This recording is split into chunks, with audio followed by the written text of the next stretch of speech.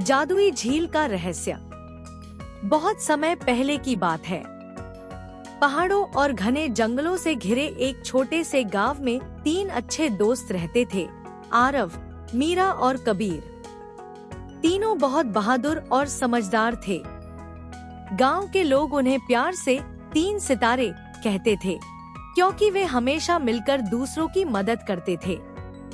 गांव के पास एक पुराना जंगल था जिसका नाम था काली छाया वन। उस जंगल के बारे में कहा जाता था कि वहाँ एक जादुई झील छिपी हुई है। जो भी उस झील का पानी देख लेता, उसकी एक सच्ची इच्छा पूरी हो जाती। लेकिन उस झील तक पहुँचना आसान नहीं था। रास्ते में कई रहस्य और कठिन परीक्षाएं थी। एक दिन गांव में बहुत बड़ी समस्या आ गई। गांव की नदी सूखने लगी। खेतों में पानी नहीं था और फसलें खराब होने लगी। लोग बहुत परेशान हो गए। तभी गांव के सबसे बूढ़े दादाजी बोले, अगर कोई जादुई झील तक पहुंच जाए और उससे मदद मांगे तो हमारा गांव बच सकता है। सब लोग डर गए, क्योंकि किसी ने भी उस जंगल में जाने की हिम्मत नहीं की थी। लेकिन आरव बोला, अगर हम कोशिश नहीं करेंगे तो गांव कैसे बचेगा। मीरा ने कहा, हम तीनों साथ हैं, हमें डरने की जरूरत नहीं। कबीर मुस्कुराया, चलो इस मिशन पर चलते हैं। अगली सुबह तीनों दोस्त अपने बैग में खाना, पानी और एक नक्शा लेकर जंगल की ओर निकल पड़े। जंगल बहुत घना था। ऊंचे ऊंचे पेड़ आसमान को ढक रहे थे। अजीब पक्षियों की आवाजें सुनाई दे रही थी। चलते चलते उन्हें एक चमकता हुआ पत्थर मिला। जैसे ही मीरा ने उसे उठाया, पत्थर बोलने लगा, मैं जादुई पत्थर हूँ।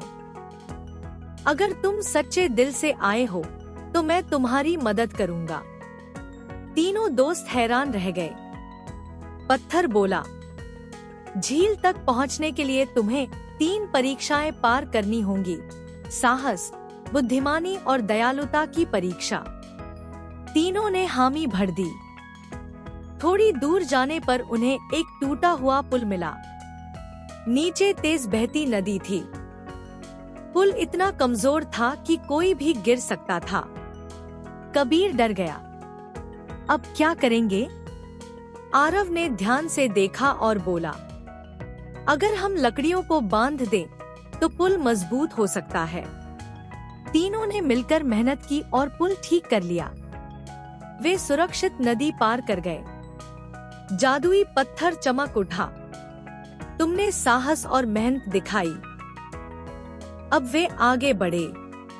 अचानक उन्हें एक बड़ा दरवाजा दिखा। दरवाजे पर लिखा था, जिसके पास बुद्धि होगी वही आगे जाएगा।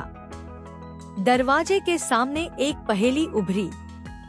ऐसी कौन सी चीज है जो जितनी बढ़ती है उतना कम दिखाई देता है? तीनों सोचने लगे।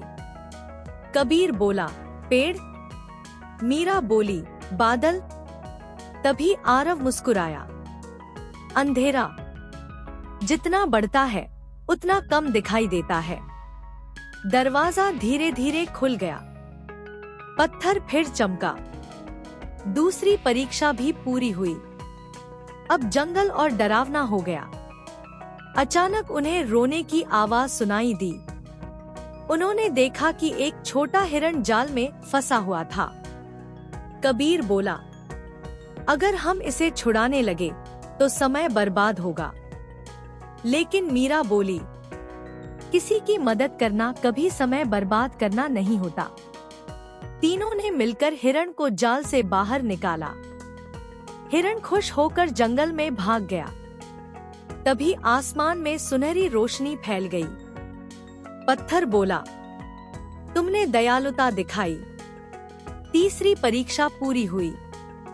अचानक उनके सामने रास्ता खुल गया। दूर चमकती हुई जादुई झील दिखाई देने लगी। झील बहुत सुंदर थी। उसका पानी नीले हीरे की तरह चमक रहा था। उसके चारों ओर रंग बिरंगे फूल थे। जैसे ही तीनों झील के पास पहुँचे, पानी में से एक परी प्रकट हुई। परी बोली, तुम तीनों ने लालच नहीं किया और हमेशा एक दूसरे का साथ दिया। बताओ, तुम्हारी क्या इच्छा है?